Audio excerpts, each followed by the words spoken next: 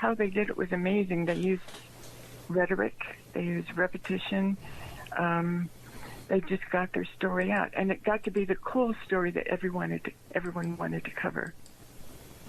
And I was not part of that story. No victim like myself was part of that story.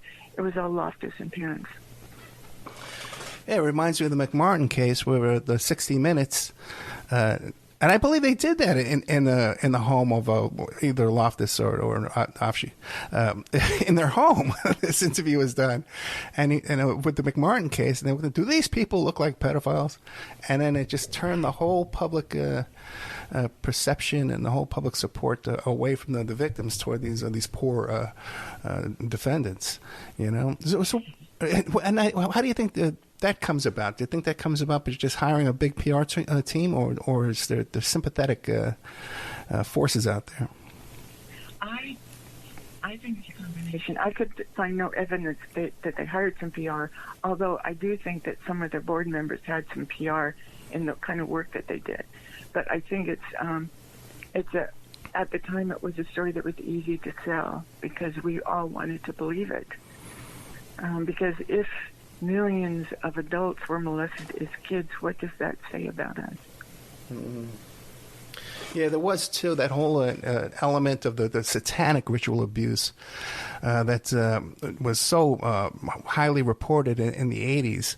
And then one day, like, just a switch was flipped. And, oh, no, that was all just a big hoax. Have you experienced any, in your research for the book, any contact with that kind of activity? I've experienced I've seen people silence others, but I didn't see any ritual abuse. I didn't see a lot of it. I'm sure it happened. Of course it did. Yeah. But they didn't admit it. We'll just say that. And you said when you've seen people silence others. Describe that.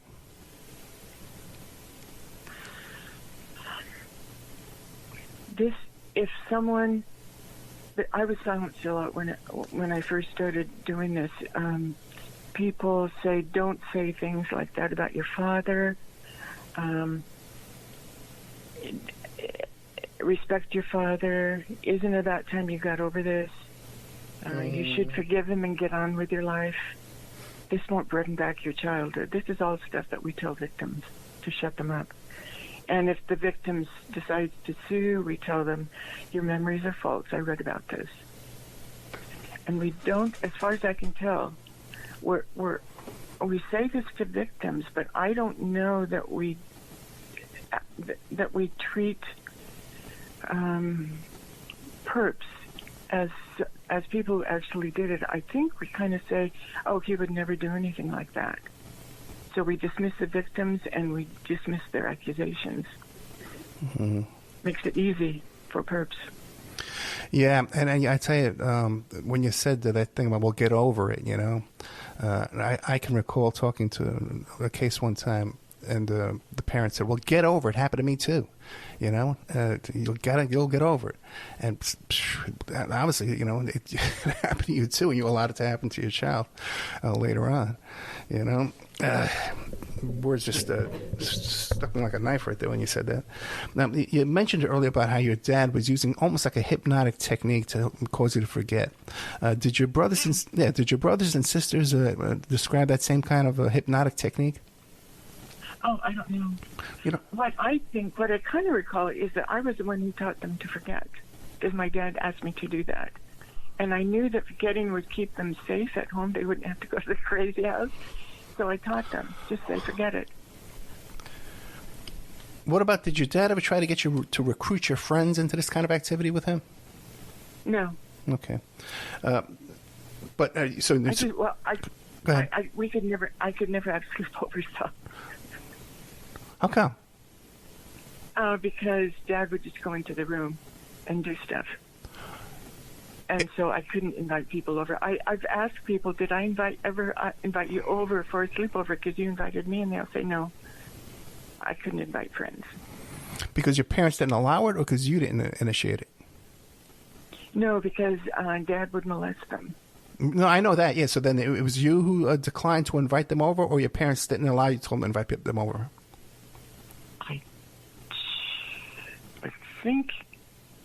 I think they told me, and I just realized it was something I could never do. Gotcha. And I think my parents did not allow me to do that. Gotcha, too, because, again, your friends would say, hey, that's unusual for your father to get into a shower with you. Well, why do you do that? And then they would go home and tell their parents, so that would be Oh, yeah, exactly. And I could never tell anyone that. Right. So another big part of this is isolation. You isolate your family from the world and keep them, keep the secrets, Now, yes.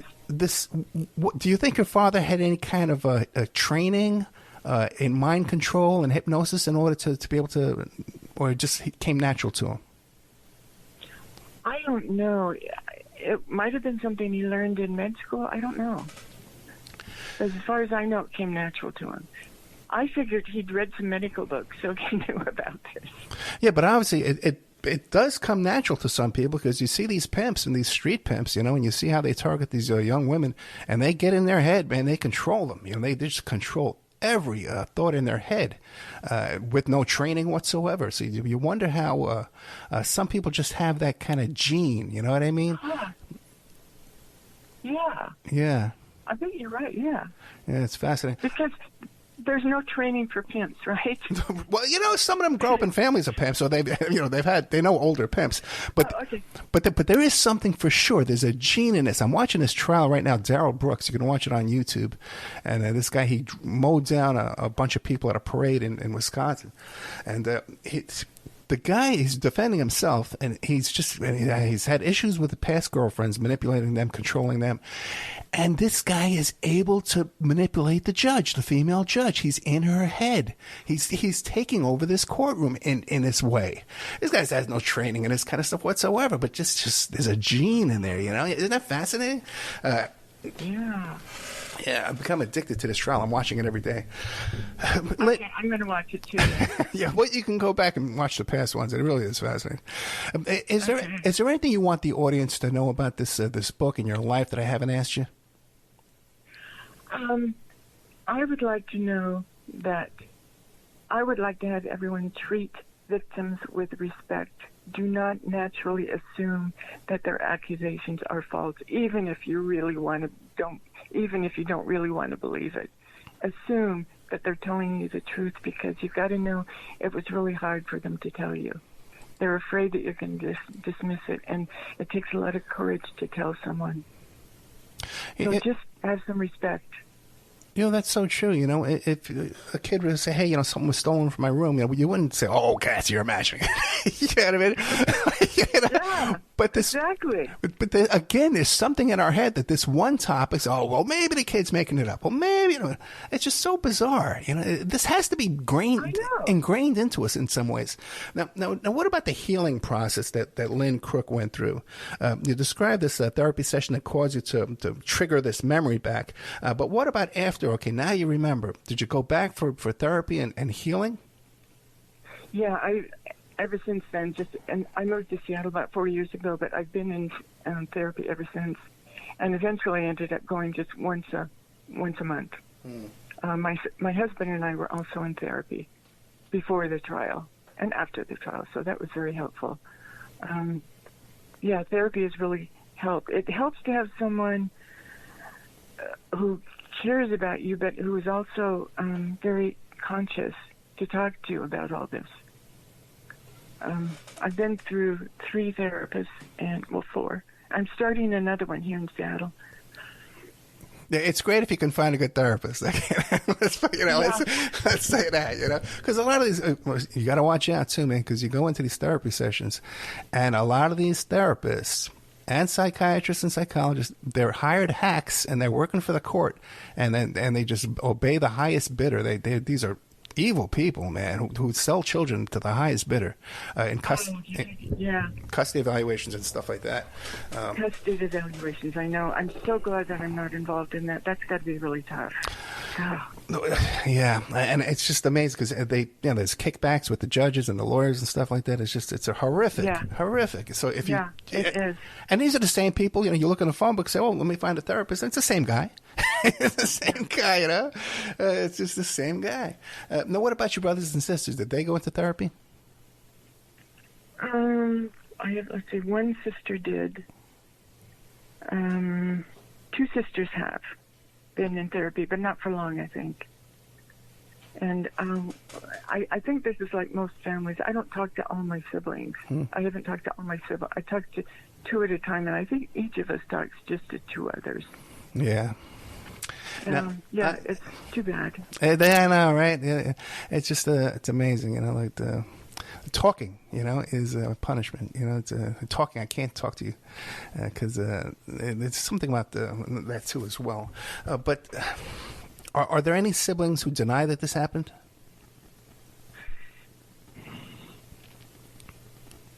Well, there was one. Let's see. I don't think so. There's one that denies that it happened to her. Okay. And I think I have another sibling who's been remembering it for a while. But they all know that something happened. Yeah, they all know. What about cousins and stuff like that? Like, do you have like aunts and uncles that said, "Oh yeah, we'd never let our kids near your father"? Oh yeah, I had an uncle.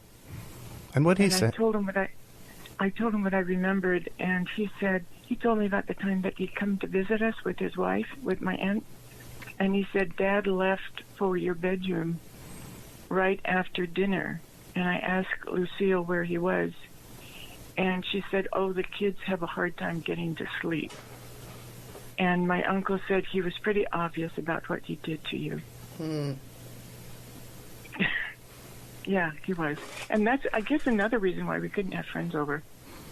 Yeah, right. Yeah, that's isolation's a big, even with abusive relationships between husband and wife, men and women, isolation's a huge factor in all that. If we just could all get along, you know. Okay.